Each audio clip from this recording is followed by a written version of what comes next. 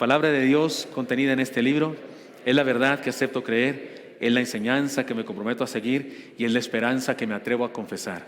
Nada me impide recibirla, nadie me evitará que la haga parte de mi vida y por ningún motivo dejaré de proclamarla. Estoy aquí para leerla, oírla y vivirla diariamente. Amén. Señor Santo, habla en nuestras vidas, por favor, bendícenos según necesitamos hoy, Señor. Háblanos, por favor, que nadie te lo impida. Trasciende nuestro ser, Señor, y habla a tu pueblo, por favor. Te lo pedimos en Cristo Jesús. Amén. Hay un peligro siempre que escuchamos la palabra del Señor y siempre que la estudiamos, incluso, hay un peligro. Es un peligro muy normal de nosotros los seres humanos que regularmente ponemos el centro de nuestra atención al ser humano. El día de hoy, esa es la filosofía del mundo. Tú puedes, decláralo, empodérate, tú. Y resulta que de repente vamos a la Biblia y seguimos con esa tradición y exaltamos al ser humano. Y alguien nos predica, los predicadores tenemos también algo de culpa, predicamos sobre Moisés, sobre Elías, sobre Isaías, sobre David y su valor y su fe para matar al gigante, y salimos de aquí diciendo, qué tremendo ese David, qué tremendo ese Moisés. Claro, pues él es David, claro, pues él es Moisés, y nosotros como que no hacemos nada porque pensamos que se trata de superhombres, y no es así. Y de hecho no es la intención de la Biblia enseñarnos eso por ningún lado. Por eso, ya que estamos estudiando familias del libro de Génesis, en esta serie que se llama La familia, un milagro perfectible, hoy estudiaremos un personaje y una familia que son la familia. O sea, estos sí son la mera familia. Abraham y Sara, ¿quién más grande que ellos en el asunto de la familia que queremos todos seguir, ejemplar? Es más, a él hasta le decimos el padre, ¿no? El padre de la fe. Pero hoy lo vamos a estudiar desde el punto de vista que fue escrita la Biblia y el Génesis, y vamos a entender las cosas que nos quiere decir, para que usted y yo no salgamos de aquí pensando qué grande fue Abraham, sino que salgamos diciendo lo correcto. Qué grande es Dios, qué grande es Dios, que hasta con una sabandija como yo digo de mí, puede hacer grandes cosas. Vayamos a la introducción, adelante. La Biblia nos presenta la maravillosa historia de la redención humana. La misericordia y gracia de Dios están por todas sus páginas, y para nuestra vergüenza, de la misma manera por todas partes podemos ver la insensatez y pecaminosidad humana.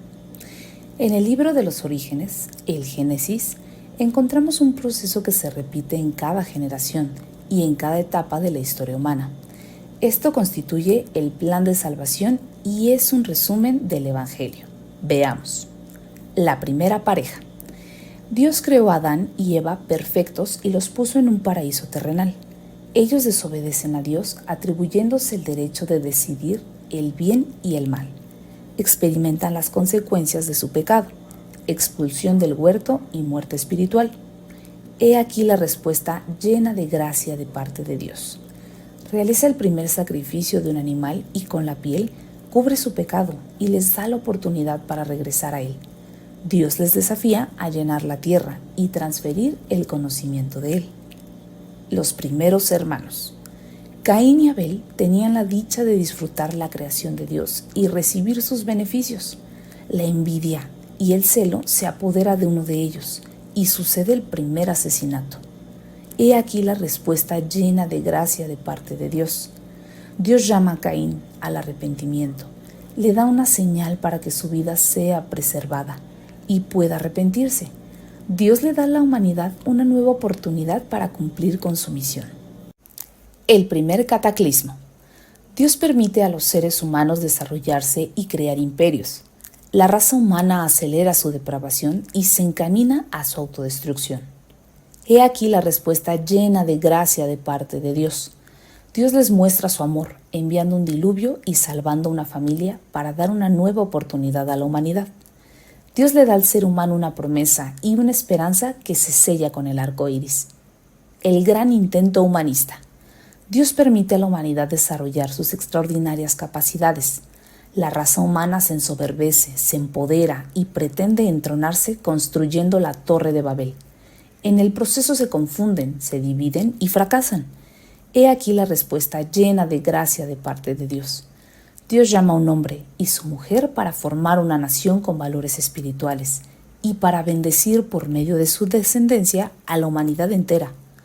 Podemos ver la enorme importancia y trascendencia de la familia en el plan de Dios. Leamos un primer texto de nuestro estudio y el origen del pueblo de Dios. Pero Jehová había dicho a Abraham: vete de tu tierra y de tu parentela y de la casa de tu padre a la tierra que te mostraré. Y haré de ti una nación grande y te bendeciré y engrandeceré tu nombre y serás bendición. Bendeciré a los que te bendijeren y a los que te maldijeren maldeciré. Y serán benditas en ti todas las familias de la tierra. Y se fue Abraham como Jehová le dijo, y Lot fue con él. Y era Abraham de edad de 75 años cuando salió de Harán. Tomó pues Abraham a Sarai su mujer y a Lot hijo de su hermano, y todos sus bienes que habían ganado, y las personas que habían adquirido en Harán, y salieron para ir a tierra de Canaán, y a tierra de Canaán llegaron. Génesis 12 del 1 al 5. Recordemos que la familia es un milagro perfectible. Reflexionemos en la vida de Abraham, el llamado padre de la fe, de Sara y su familia, y aprendamos de la perfección de una fe imperfecta. Amén. Dos palabras que parecería que no deberían estar juntos, ¿no? La perfección de una fe imperfecta, si es la perfección porque es imperfecta, sí, así es. Vamos directo a las enseñanzas, hermanos, y a los textos bíblicos que el Señor nos presenta hoy para que entendamos esta enseñanza. Resulta que la vida de Abraham y Sara se pasa por toda la Biblia, no solo en Génesis, sino que es citado en casi cualquier libro de la Biblia, incluso el Nuevo Testamento. El apóstol Pedro lo cita, el apóstol Pablo lo cita, por supuesto el autor de la carta a los Hebreos lo cita, es de los primeros, o el primero por la fe de Abraham, ahí comienza. Por eso le damos el padre de la fe, es el primero del que se dice por la fe, fulano de tal. Se usan otros héroes de la fe, pero él es el primero. Entonces, he escogido algunos pasajes en particular para que entendamos su historia y que entendamos enseñanza. Y la primera enseñanza es la siguiente: la perfección de la fe está en donde se pone. Fe en Dios. Cuando usted y yo hablamos de que alguien tiene una gran fe, que alguien tiene una hermosa fe, uno se pregunta, entonces, ¿se puede tener una fe pequeña y se puede tener una fe fea? Tiene una fe muy fuerte y poderosa. Hay quien tiene una fe débil o algo así. ¿De qué estamos hablando? Me parece que estamos hablando de algo que no enseña la Biblia. Me parece que estamos hablando de un tema que la Biblia no lo enseña. La Biblia no dice eso. La Biblia dice cosas diferentes. Pero mire cómo dice el texto. Hubo entonces hambre en la tierra y descendió Abraham a Egipto para morar allá, porque era grande el hambre en la tierra. Y aconteció que cuando estaba para entrar en Egipto, dijo a Sarai su mujer: he aquí ahora conozco que eres mujer de hermoso aspecto, y cuando te vean los egipcios dirán, su mujer es, y me matarán a mí, y a ti te reservarán la vida. Ahora pues, di que eres mi hermana, para que me vaya bien por causa tuya, y viva mi alma por causa de ti. Y aconteció que cuando entró Abraham en Egipto, los egipcios vieron que la mujer era hermosa en gran manera, también la vieron los príncipes de Faraón, y la alabaron delante de él, y fue llevada la mujer a casa de Faraón, e hizo bien a Abraham por causa de ella, y él tuvo ovejas, vacas, asnos, siervos, criados, asnas y camellos. Eso es bochornoso, ¿no? O sea, hasta sacó ganancia. Mas Jehová hirió a Faraón y a su casa con grandes plagas por causa de Sarai, mujer de Abraham. Entonces Faraón llamó a Abraham y le dijo: ¿qué es esto que has hecho conmigo? ¿Por qué no me declaraste que era tu mujer? ¿Por qué dijiste, es mi hermana, poniéndola en ocasión de tomarla para mí por mujer? Ahora pues, he aquí tu mujer, tómala y vete. Entonces Faraón dio orden a su gente acerca de Abraham, y le acompañaron y a su mujer con todo lo que tenía. O sea que aquello de Éxodo, cuando los egipcios recibieron unas plagas, y luego los hebreos salieron en el Éxodo y los enriquecieron los egipcios, no fue la primera vez. Aquí pasó lo mismo. También aquí hubo una plaga y también salieron con riquezas, porque resulta que Abraham se enriqueció por causa de que su mujer fue llevada a la casa de Faraón, y por poco la toma por mujer. Esto no nos confundamos, hermanos. ¿Cuál es la intención de este texto? Porque aquí voy a hacer chismes sobre Abraham, pero están en la Biblia. Y usted va a decir: ay, ¿para qué nos dicen las cosas malas de Abraham? Bueno, ¿para qué se escribieron? ¿Se escribieron para que las leamos o no, hermanos?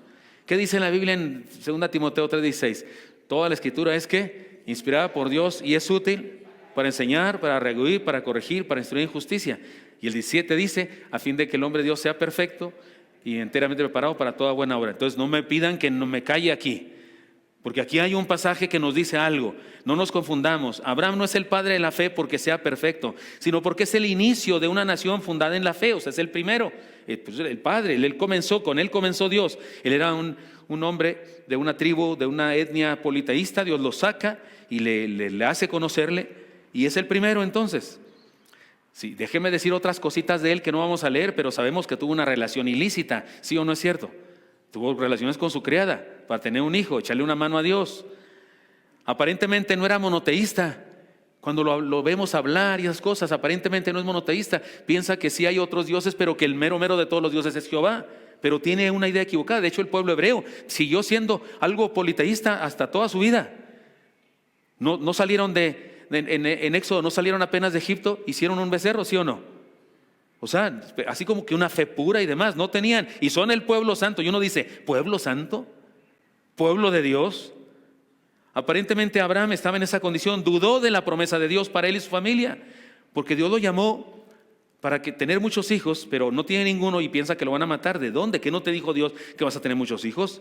El llamado padre de la fe no confió en el poder de Dios ni en la protección de Dios y mintió e hizo a su esposa mentir para no tener problemas. Si era su hermana, si era cierto, si era su hermana. Si usted no sabe eso, si era su hermana, media hermana. Era hija de su papá. Abraham y Sara tenían un mismo padre, pero madre diferente. Así era en aquella época. No se ha escrito la ley en donde está prohibida el matrimonio entre hermanos ni medios hermanos. No se sabe eso. Así es que sí era hermana, pero mintió en el sentido de que solo crean que somos eso. Y no fue una sola vez, mintió 2 veces. Más adelante también le miente a otro patriarca porque igual tenía miedo. Tuvo que intervenir Dios con ese hombre pagano.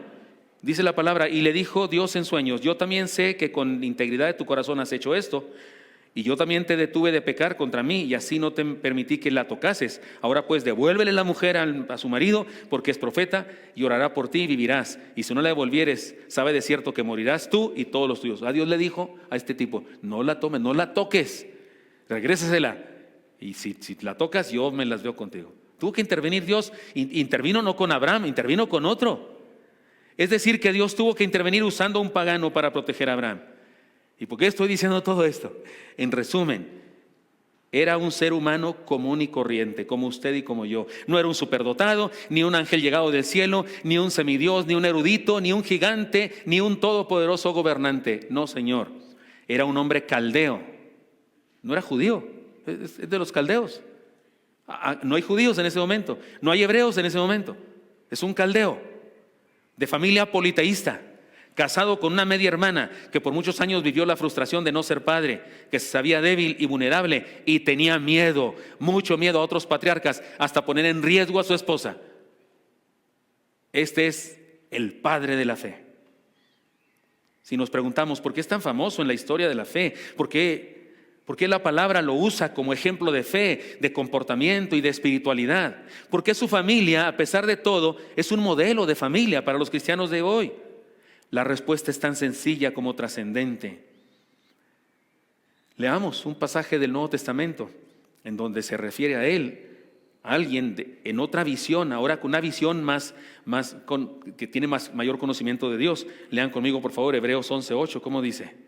Por la fe Abraham, siendo llamado, obedeció para salir al lugar que había de recibir como herencia y salió sin saber a dónde iba.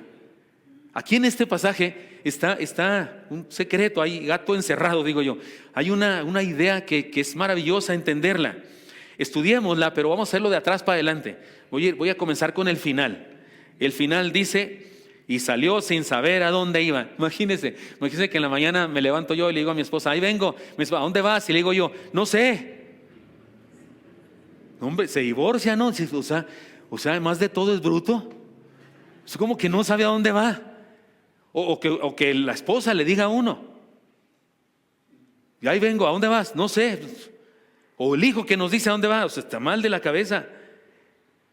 ¿Por qué es famoso? ¿Por qué se le llama el padre de la fe? ¿Por qué es un ejemplo para nosotros? Déjeme irlo diciendo de una vez, porque a pesar de su condición,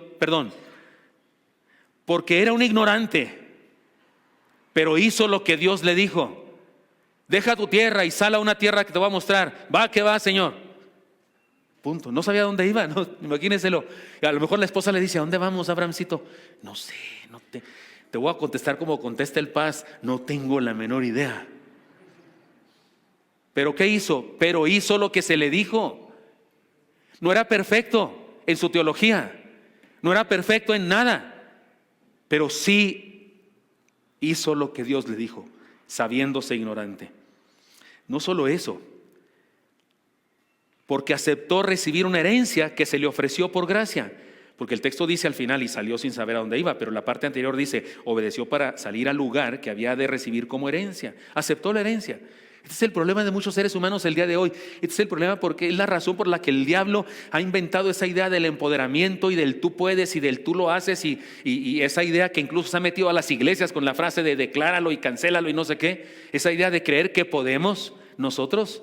Es lo que hace que muchas personas no se entreguen a Cristo, no sigan a Cristo, se siguen a sí mismos, siguen a alguien más, pero no a sí mismos, porque creen que el asunto es por nosotros. Abraham recibió, Abraham aceptó por gracia, no consiguió la salvación.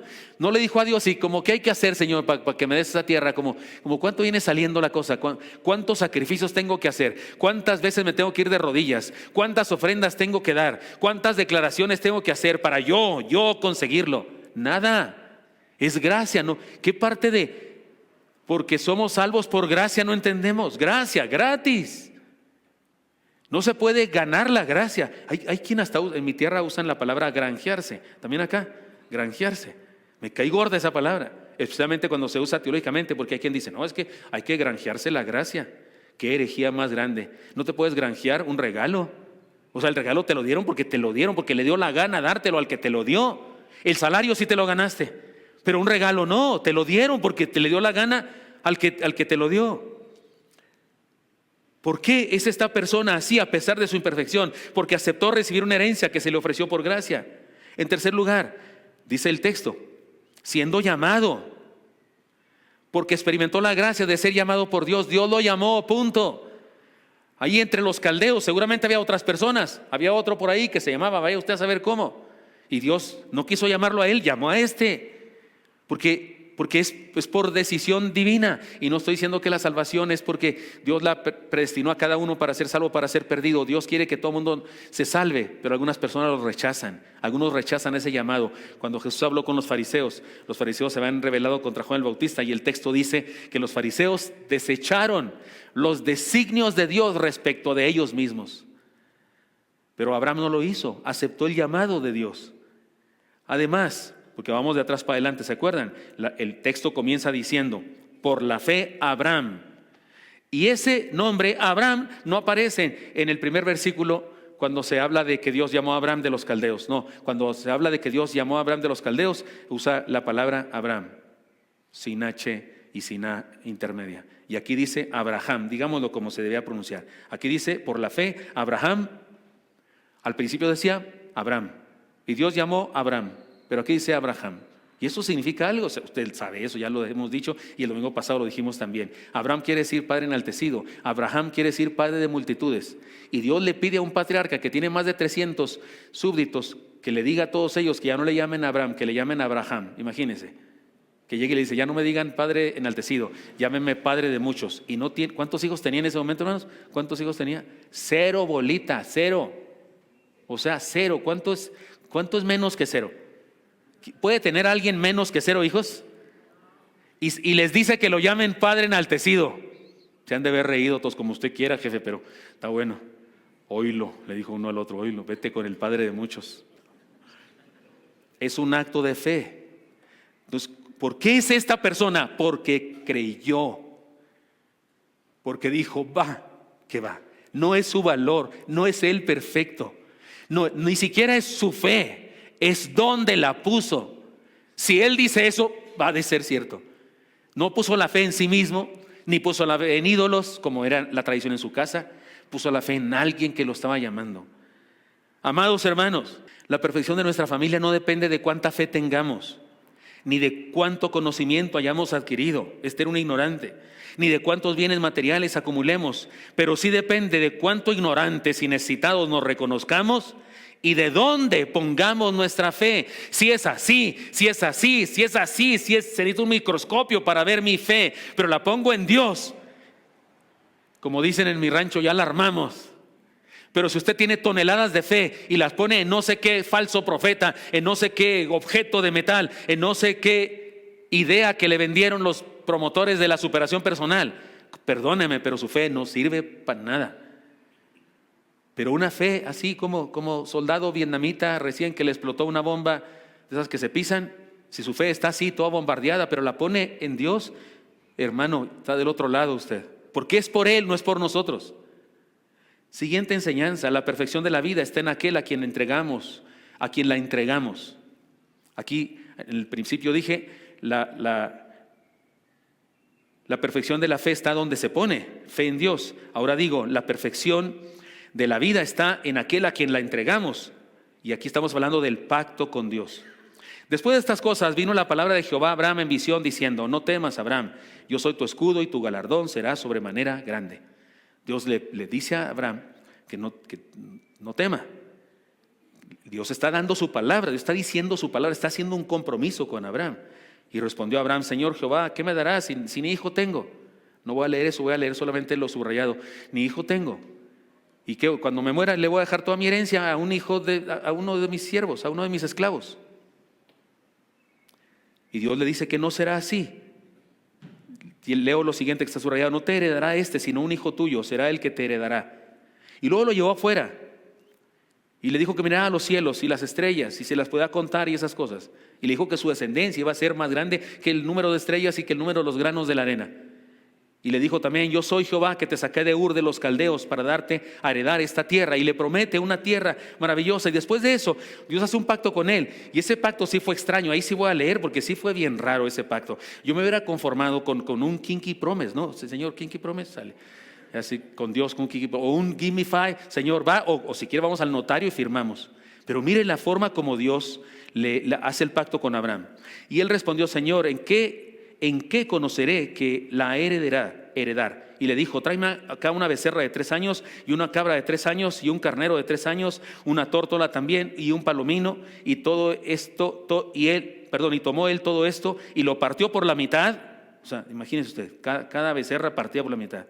No me pregunte si fue así transversal o así, no tengo idea. Y partió por la mitad, puso cada mitad una enfrente de la otra, mas no partió las aves. Y descendían aves de rapiña sobre los cuerpos muertos y Abraham los ayuntaba. Mas a la caída del sol sobrecogió el sueño a Abraham, y he aquí que el temor de una grande oscuridad cayó sobre él. Entonces Jehová dijo a Abraham: lean conmigo eso que sigue: ten por ciento que tu descendencia morará en tierra ajena y será esclava, ahí será oprimida 400 años, mas también a la nación a la cual servirán juzgaré yo, y después de esto saldrá con gran riquezas. Y luego le dice Dios que saldrán en paz. Le habla de que van a ser esclavos un tiempo, unos años, siglos, y que saldrían de ahí. Y luego finalmente le dice Dios esta promesa: a tu descendencia daré esta tierra, desde el río de Egipto hasta el río grande y el río Éufrates. Y es la manera como Dios pacta con Abraham. Ahora, Abraham, como cualquiera de nosotros, Abraham y su familia necesitaban una confirmación, ¿no? Algún documento firmado por Dios o algo así. ¿Cómo es que me vas a hacer eso? Y Dios hace ese pacto extraño, ese pacto raro con usted y yo. Si un día Dios me habla y me dice: mira, tráete unos perros, los partes en 2, unos gatos también, unos conejos, unas vacas o lo que sea, voy a la cárcel por la Asociación Defensora de los Animales, ¿no es cierto? Y los veganos hacen desfiles afuera de mi casa.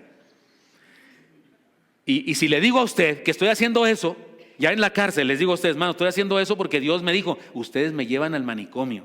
Y ponen como argumento para que me saquen de la cárcel ¿cómo se dice? Demencia, ¿no es cierto? Y así ya no fue delito, fue demencia. Porque nos parece extraño esto que le propuso Dios a Abraham, pero debo decirles que era la manera como en aquella época los seres humanos hacían pactos. Cuando un rey hacía un pacto con otro rey, hacían algo así: sacrificaban un animal, lo partían, hacían un camino de animales. Si el pacto era muy grande, muy significativo, eran más animales que solo uno. Y entonces los contrayentes del pacto, ese rey y ese otro rey, ese patriarca y ese otro patriarca, se paseaban entre los animales esos, diciendo sus palabras de compromiso: estaré contigo cuando tengas necesidad de ayuda, yo estaré contigo, no sé qué. Y mientras lo hacían, la sentencia que estaba implícita en todo eso es que si no cumples con tu palabra, serás partido como uno de estos animales. Era un juramento. Y aquí Dios, conociendo a Abraham de qué tierra sale, en qué cultura vive, en qué humanidad está presente, Dios le habla a Abraham en su idioma, y hace un pacto con él. Pero se queda pendiente la explicación de que este pacto de Dios con Abraham tuvo un detalle diferente que los pactos que hacían los seres humanos en aquella época. Se lo dejo para el final. Pero esta fue la idea. Dios pactó con Abraham porque Abraham necesitaba una confirmación. Y se trató de un pacto testamentario. Se trata de una herencia que Dios otorga, gracia y amor. Por tanto, el cumplimiento tiene que ver con Dios, no con el heredero. Nosotros no ponemos las cláusulas en el plan de Dios, porque, hermanos míos, Dios no es un Dios de pactos, es el Dios del pacto, es el mismo, el que hizo con Adán y Eva, el que hizo con Noé, el que hizo con Abraham, el que hizo con todos nosotros. Se le llama nuevo y antiguo pacto por razones de una nueva manera de relacionarse el Espíritu Santo con nosotros, pero viene siendo el mismo, es el mismísimo, es por gracia. El Antiguo Testamento no habla de salvación por obras, no, Señor, sigue hablando de gracia. O sea, el pacto es el mismo. Yo te amo, deseo que vivas bien, sígueme, cree en mí, obedéceme. El ser humano se aparta de Dios, Dios tiene una solución. Con Adán y Eva sacrificó un animal, es el primero que es un sacrificio de animales. Perdonen veganos, Dios sí mató unos animales para sacar las pieles y cubrir con ellos a Adán y Eva, para hablarles del perdón que les daba. Dios hizo cosas para salvarnos por gracia, es por gracia. Solo nos pide creer y sigue siendo aquí el pacto. Es el pacto, no es el Dios de pactos.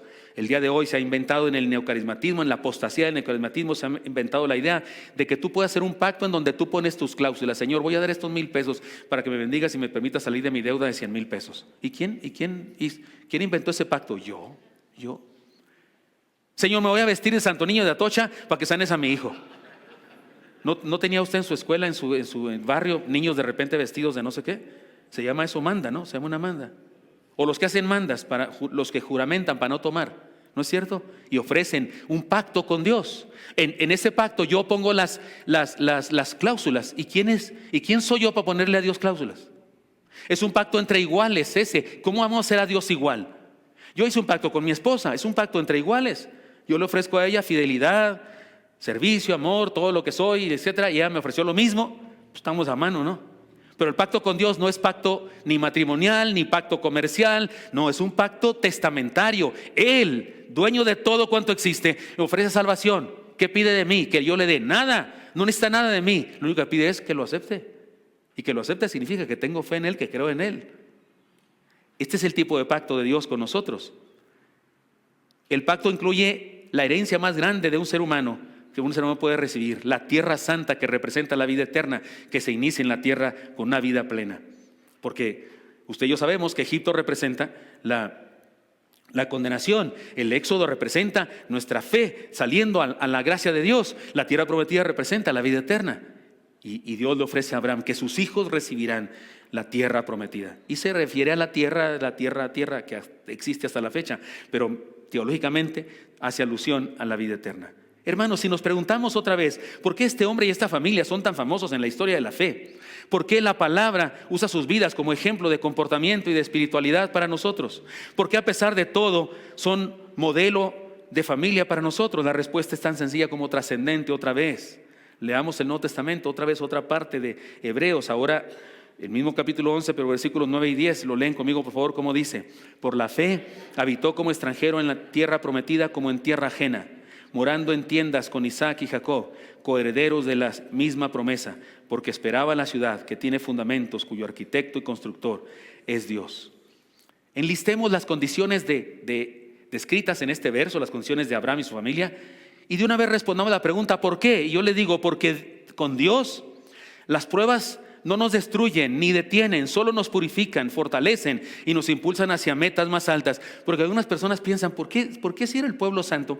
¿Por qué Dios permite que los esclavicen? ¿Qué caso tenía eso? O sea, ¿para qué? ¿Por qué no nos evitamos el tiempo en Egipto? ¿Por qué varios siglos ahí? Porque las pruebas purifican. No nos detienen, nos purifican, nos fortalecen, nos impulsan hacia metas más altas. Es más, ese tiempo ahí fue útil para el pueblo, fue necesario para el pueblo, ese sufrimiento fue necesario. Esas hierbas amargas que se comen cuando se celebra la Pascua, los judíos todavía lo hacen, representan el sufrimiento que les purificó, que les unió, que les hizo ser nación. Por cuanto aceptamos, otra razón, Porque cuando aceptamos el pacto de Dios, su bendición alcanza a nuestros hijos. Dios le promete a Abraham que bendecirá a sus hijos. Hermano, si has creído en el Señor Dios Todopoderoso, si has depositado tu fe en Dios, en Él, en Jesucristo su Hijo, has aceptado el pacto de Dios contigo y te has salvado por gracia. Y promete bendecir a tus hijos. Y tú dirás, sí, usted no conoce a mi hijo, no conoce a mi hija, pero sí conozco a mi Dios. Y Él dice que va a bendecir a nuestros hijos. Hágale como quiera. Eso dijo Él, y yo le creo a Él. Porque nuestra esperanza es tan alta y tan grande que ni la muerte puede destruirla. Y mirando a la eternidad se vive mejor. Porque esa promesa de la tierra prometida, que es una alusión también a la tierra celestial, es algo que nos sostiene. ¿No le sostiene a usted eso? Porque las dificultades pueden ser grandes, las dificultades, pero saber que voy para allá, no hombre, ¿qué pasa? Que alguien me amenaza de muerte, no hombre, qué suave. Cuando yo era adolescente, más irreverente que ahora, porque iba a decir irreverente y usted va a decir, pues ahorita también, bueno, pero más, supe que una señora como que me quería para algo, para su hija, y decíase por ahí que había tomado la peluquera del barrio, le había dado unos cabellos míos y me tenía por ahí en no sé qué sustancias. Y pues no lo logró porque mire que me casé con la Yani. Pero yo me acuerdo que yo decía con mis amigos, no hombre, las brujerías me hacen los mandados. Hasta decía una, no digas eso, Gilberto, porque ya ve que la gente es supersticiosa. Que alguien que nos puso un mal, que busque. Si Dios le da permiso, pues ahí te voy, Señor, ¿no? Y si no le da permiso, lero, candilero. Le digo a la persona que anda buscando, porque voy para allá. O sea, que ahorita o después. Yo prefiero como que después. Pero si de todas maneras voy para allá, ¿cuál es el problema que llegue más temprano, no? ¿Cuál es nomás cuestión de saludar a más gente que recién llego? Y a esperarlo a usted, que espero que llegue después. Esta esperanza tan alta dura más allá de la muerte. Amados hermanos, la perfección de nuestra vida y nuestra familia no depende de quién somos nosotros, ni del mundo en que vivimos, estas circunstancias que nos tocó vivir. Depende de quién es Él, el Dios que ha pactado con nosotros y de los planes que tiene para nuestra vida y nuestra familia. Nunca volvamos a decir, no, es que si no supieras las circunstancias que me tocaron, es que el problema es que nos tocó vivir un mundo, nos tocó el que usted quiera. No es cuestión de eso, es cuestión de en quién creemos, con quién he pactado. ¿A quién le he dicho, sí, acepto tus misericordias, sí, acepto tu pacto? ¿A quién si se lo dije a Dios? Estoy del otro lado, viva en la Edad Media, viva en el primer siglo de la humanidad, viva donde sea. Porque no depende de dónde soy ni de qué barrio pertenezco. Depende de con quién he hecho un pacto. Es Dios. Siguiente enseñanza, la perfección de una familia está en su profesión. ¿A qué me refiero eso?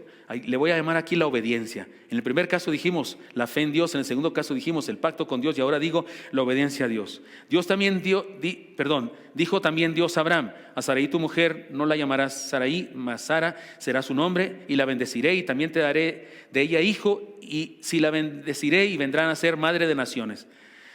Reyes de pueblos vendrán de ella. Y lean conmigo el texto subrayado como dice, entonces Abraham se postró sobre su rostro y se rió. Y dijo en su corazón, a hombre de 100 años ha de nacer hijo, y Sara ya de 90 años ha de concebir. Y dijo Abraham a Dios, ojalá Ismael viva delante de ti. Ese ojalá Ismael viva delante de ti es así como que, pero no te apures, Señor, si no se puede, pues ahí está el hijo que tuve fuera del matrimonio como quiera, no, bendícelo a él, por lo menos eso te pido. O sea, sigue sin creer. Y pues como yo tampoco creería mucho. Tiene 99 años cuando Dios le dijo eso. Y Sara, 90. Es más, hay que decirlo acá, Isaac no nació, el hijo de esto no nació por obra y gracia del Espíritu Santo. No, este fue normalito. O sea, cuando le nació a Abraham, Isaac tenía 90 años, Abraham. Es más, Sara se rió y hasta dijo, volveré a tener deleite con mi marido. ¿Sabe qué significa? Que hacía mucho que no había nada de nada. Eran amiguitos con propósito nada más. No tenían relaciones sexuales, está clarísimo eso. Y volvieron, no lo hizo Dios, fueron ellos. Sí tuvieron que hacer algo. Y él tiene 99 años. Y, o sea, cuando le nace Isaac, ¿cuál hijo? Viene siendo así como su tataranieto, ¿no? Más o menos. Ni a nieto alcanzaba. Yo todavía juego luchas con mi nieto y esas cosas. Ya me duele la espalda y cuando me agacho ya no me puedo levantar bien. Pero Abraham, y tengo 64, y él tenía 100 cuando le nació Isaac. 100, para cuando su hijo creció a 105, cuando tenía el chamaquito 5 años. Claro que tenía dudas, por supuesto que sí.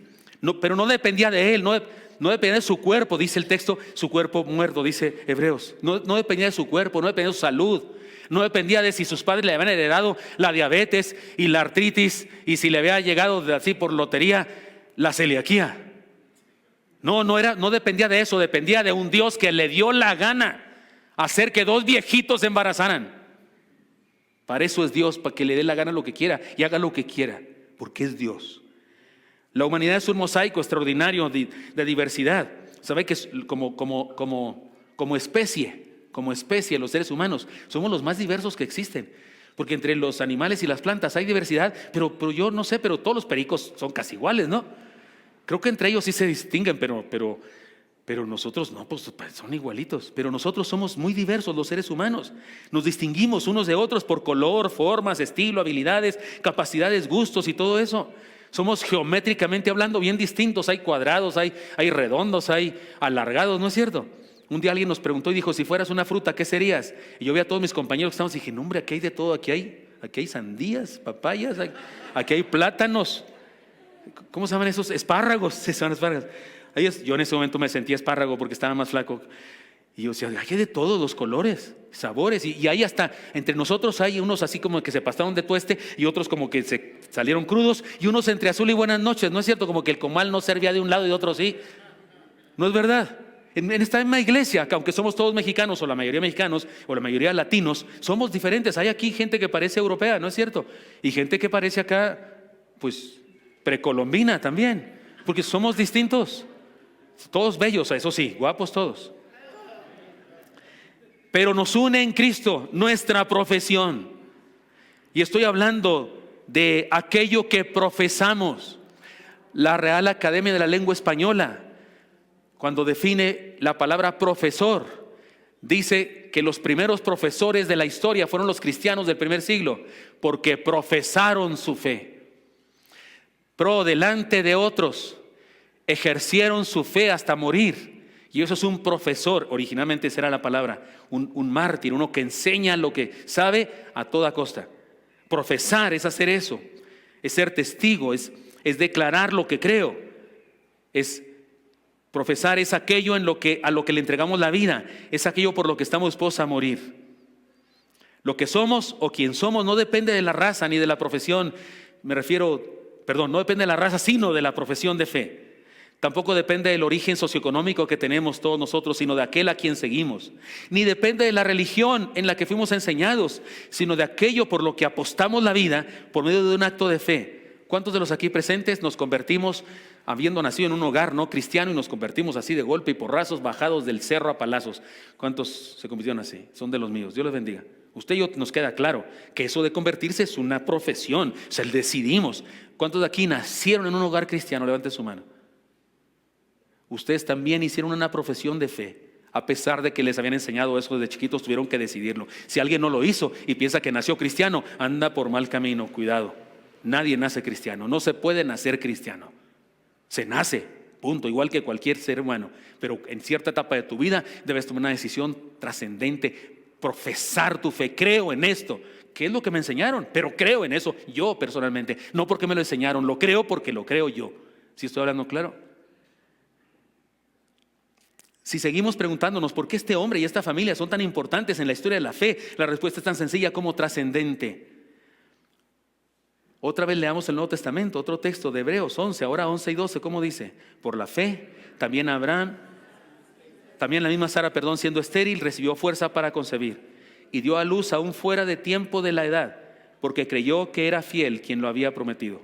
Por lo cual, también de uno, y ese ya casi muerto, salieron como las estrellas del cielo en multitud y como la arena innumerable que está en la orilla del mar. Hace rato hice alusión a que ellos ya ni siquiera vivían una vida marital. No, el caso es peor. Parece que Sara, por lo que ella dice, ni siquiera tenía su recurrente mes. Ni siquiera tenía eso. Que médicamente hablando decimos, no ovulaba, ¿no? Pero volvió a suceder el milagro. Resucitaron las células muertas. Dice de Abraham, su cuerpo muerto, como muerto, dice eso aquí. Y algo pasa y resucitan y se embarazan. Enlistemos las condiciones de su fe descritas en este verso y respondamos a la pregunta una vez más. ¿Por qué? ¿Por qué estos hombres son lo que son y por qué estamos siguiendo su ejemplo? Porque con Dios nuestra vida no depende de nuestra condición física o salud, sino de nuestra saludable relación con Dios. ¿Estoy hablando claro? No depende de nuestra salud física, sino de nuestra saludable relación. ¿Hay que estar sanos físicamente? Claro que sí, por supuesto. Hay que cuidarnos, por supuesto que sí. Yo tengo que cuidarme, si no ya me hubiera muerto, porque tengo problemas con los triglicéridos, esas cosas. El otro día vino alguien y todo espantado: pastor, salió muy alto en triglicéridos. ¿Cuánto sacó? 188. Y creo que el límite es 150. Le dijo: no se afane, anda bien. No, pastor, es mucho. No, yo también tengo ese problema. ¿Y usted cuánto tiene? Ahorita estoy bien, pero he llegado a tener 987. Y tengo un amigo que tenía más de 1000 en triglicéridos. Y no es gracia, no estoy presumiendo, no estoy compitiendo. Ya ven que soy competitivo, les gano hasta en eso, hasta en los triglicéridos. No es bueno tener eso. Tuve que hacer cosas y cambiar mi dieta y demás. Hay que cuidarnos, sí, hay que cuidarnos. Pero mi vida depende más que de mis dietas y de mi cuidado físico. Depende de mi saludable relación con Dios. Si no hablo con Él todos los días, si no sé quién es Él, si no confío en Él con todo mi corazón, si no sé que mi vida está en sus manos y que Él va a hacer lo que quiere, entonces estoy en problemas, aunque esté con un cuerpo de Charles Atlas. ¿Se acuerdan? Los jóvenes de ahora no saben quién es Charles Atlas, pero ¿se acuerdan? Uno que enseñaba cómo estar así lleno de bolas con tensión muscular, tensión dinámica. Usted sí es de mi edad más o menos, somos de eso. Con la tensión dinámica. No importa que esté así, pero si no tiene a Dios, si no platica con Dios, está en el hoyo, está enfermo. Es más, está muerto para acabar pronto. Porque nuestros recursos no son solo materiales, sino las riquezas en gloria. ¿En qué se basa mi vida y mi seguridad? ¿En mi dinero? No, hombre, en la riqueza en gloria de Dios. Porque con Dios no importa si algo o alguien se nos ha muerto, con Él hay vida y vida en abundancia. Amados hermanos, la perfección de nuestra vida y nuestra familia no depende de factores socioeconómicos, políticos o médicos, sino de la gracia y el poder de aquel con quien hemos comprometido nuestra vida. Tengo experiencia en ese asunto de ir al laboratorio, a que te saquen sangre, a que te metan en una máquina y luego tener el temor durante unas semanas para leer un documentito, y la palabra fea es la palabra positivo, ¿no es cierto? Porque si es positivo dice que sí estás enfermo, lo cual es negativo, y luego para que no lo pierdas te lo ponen con letras negritas para que destaque. Antes hasta en rojo lo ponían. Y he tenido que experimentar la noticia de que positivo varias veces en mi vida. Y lo que he aprendido y lo enseño a cualquiera que me dice algo es que Dios es el mismo de antes de que me hicieran el estudio. Dios es el mismo de antes de eso. Si yo confiaba en Él, creía en Él, cuando fui a hacerme unos análisis y resultó que mi azúcar estaba por las nubes y mis triglicéridos llegando a 1000. El Dios de antes de eso, al que oré cuando fui a hacerme el estudio, es el mismo. Y no tengo derecho a faltarle respeto, de ponerme como loco y deprimirme a más no poder por unos numeritos en un papel. No tengo derecho a hacer eso. Porque si antes de eso oré a Él y le dije: Señor, aquí estoy en tus manos, te encargo que me cuides y no sé qué, y después de eso veo eso en él y ¡ay, Dios, ¿por qué? Y no es posible. No puedo hacer, no puedo. No se merece Dios un discípulo de esa categoría. Dios se merece un discípulo que le diga: gracias, Señor, gracias, sé que a pesar de eso estoy en tus manos. No sé qué plan tienes, pero tú sabes. Abraham no sabía dónde iba, sabía o no sabía dónde iba. Así yo tampoco sé para dónde va Dios cuando sale positivo una cosa. Pero sé que algún plan tiene. Eso se merece mi Dios todopoderoso. No se merece uno lloriqueando, maldiciendo y amargándose y quejándose. No se merece eso Dios. Porque no depende mi vida de esos factores, sino de Él. Tengo un desafío a una fe perfecta. Finalmente, el llamado Padre de la Fe es nuestro ejemplo y modelo, a pesar de no haber sido un ser humano perfecto. Y en el Nuevo Testamento se dice algo que puede ayudarnos a comprender mejor todavía este asunto. Reflexionemos en ello, pero convirtámoslo en desafío de una vez. Voy a decirles dos desafíos. Número 1, hermanos, vivamos como familia una fe perfecta, una fe que actúa. Mas quieres saber, hombre vano, dice Santiago, el hermano del Señor que escribe esta carta. Pero más quieres saber, hombre vano, que la fe sin obras es muerta. No fue por las obras ¿No fue justificado por las obras Abraham, nuestro padre, cuando ofreció a su hijo Isaac sobre el altar? ¿No ves que la fe actuó justamente con las obras y que la fe se perfecciona por las obras? Y se cumplió la escritura que dice, lean conmigo por favor esto, ¿cómo dice? Abraham creyó a Dios y le fue contado por justicia y fue llamado amigo de Dios. Santiago no está diciendo que la salvación es por obras, que la salvación es porque nos portamos bien, que haciendo, dando limosnas, ayudando a la gente, pasando una viejita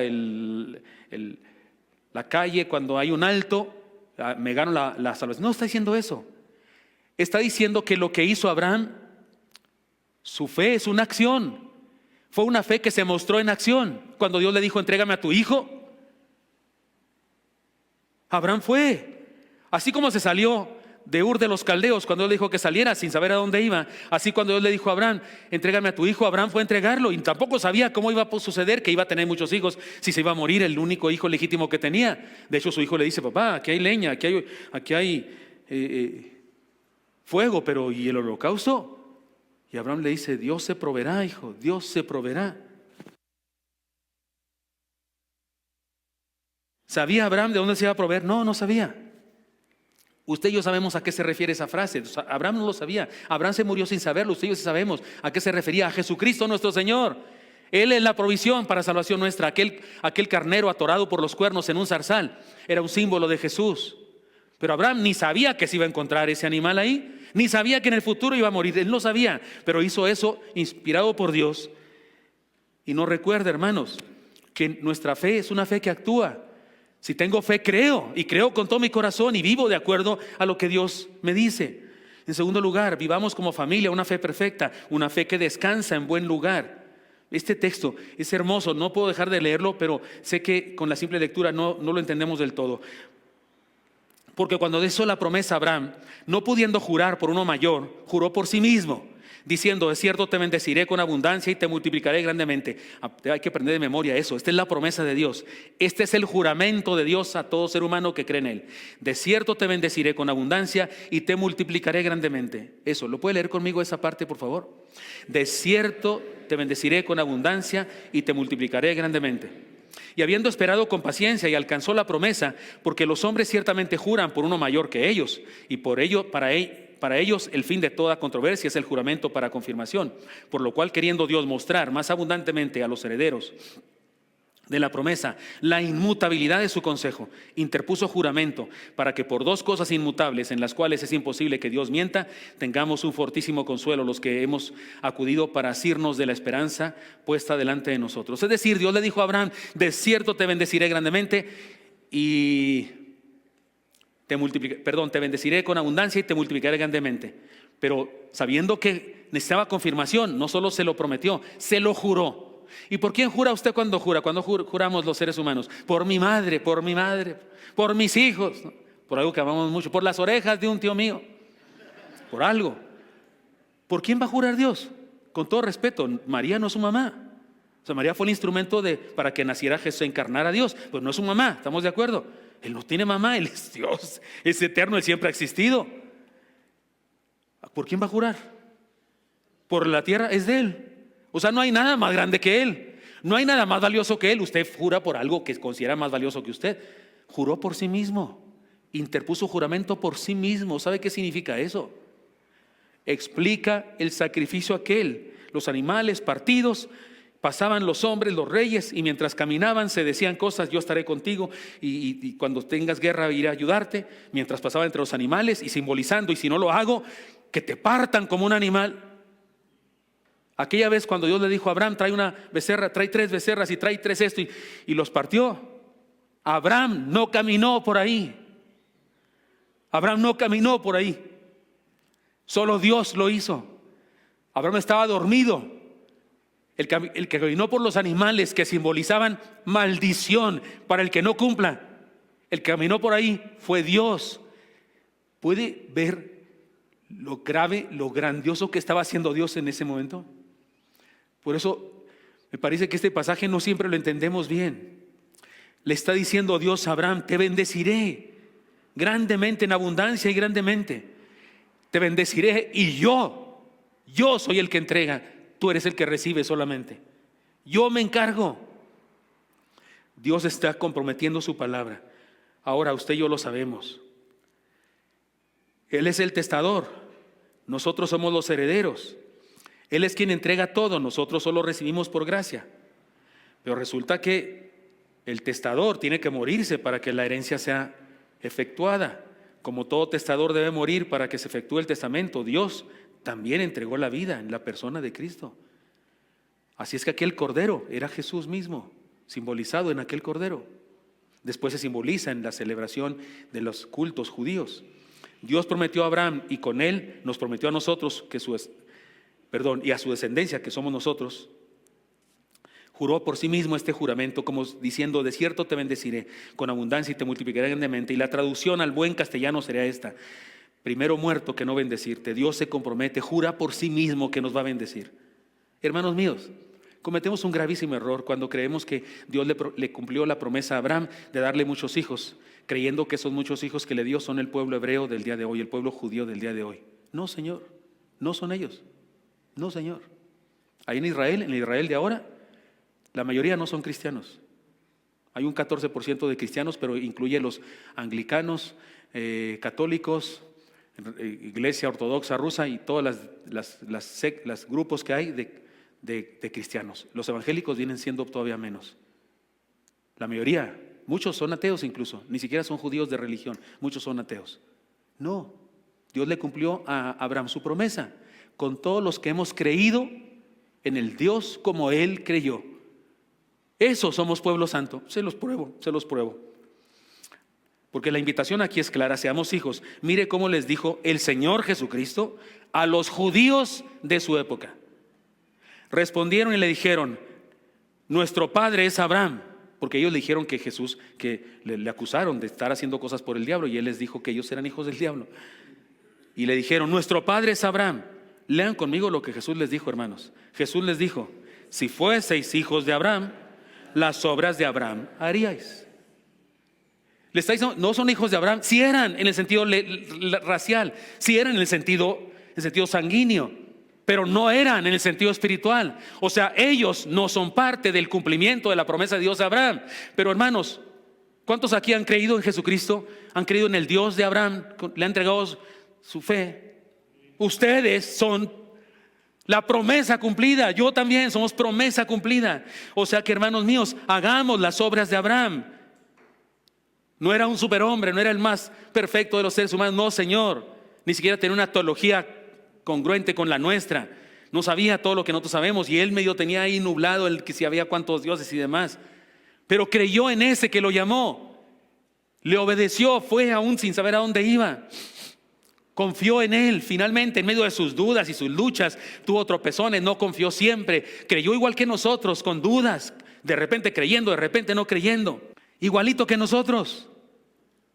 Hagamos las obras de Abraham, creamos en él en medio de nuestra incredulidad, creamos en él teniendo una fe perfecta en medio de nuestra imperfección, en nuestra perfecta fe. ¿Cómo se hace perfecta la fe? Cuando se pone en él en vez de ponerla en mí o en vez de ponerla en cualquier otra cosa. Tengamos fe hasta vivir confiando, creamos hasta obedecer. Así es que no salgamos de aquí diciendo: qué bárbaro, qué grande es Abraham. No, ese Abraham y esa Sara. Pero uno no salga diciendo eso. Salga diciendo de aquí: qué grande es Dios, que hasta con Abraham, tal como lo vemos. Yo nunca he dicho que mi esposa no es mi esposa y que es mi hermana para que me den muchas riquezas. Perdóname, pero en eso sí soy poquito mejor. Tantito nomás. Qué grande es Dios, que hasta con este imperfecto ser humano puede hacer algo, puede salvarme. Salgamos diciendo eso, no exaltando a Abraham ni a Sara, sino al Dios maravilloso que hasta conmigo, que hasta contigo puede hacer cosas grandiosas. ¿Está claro esto, hermanos? Vayamos a Él entonces y digámosle: Señor, aquí está mi vida. Y si alguno aquí siente en su corazón que tiene que venir con Dios y decir: Señor, aquí está esto que no he dejado, está esto que me agobia, está esto que he pensado que no tiene remedio, y he tenido luchas y he tenido desilusión y he tenido dudas, te pido perdón, Señor, y ahora te lo entrego y ahora confío que ciertamente me bendecirás en abundancia y me bendecirás grandemente. Si les quiere decir eso al Señor, porque usted tiene que decirle algo, confesarle algo, póngase a pie en su lugar para que oremos, por favor. Señor Santo, pongo en tus manos a mi hermano, mi hermana, A todos, Señor, los que tenemos que decirte, Señor, aquí estamos, queremos creer en ti con todo nuestro ser. Sí, Señor, sí queremos caminar contigo. No te mereces hijos llenos de duda, de amargura. No, Señor. Vamos a caminar contigo porque sabemos de tu promesa y del compromiso tan grande que pusiste en ella. Bendice a mis hermanos y mis hermanas. Los pongo en tus manos, en Cristo Jesús. Amén.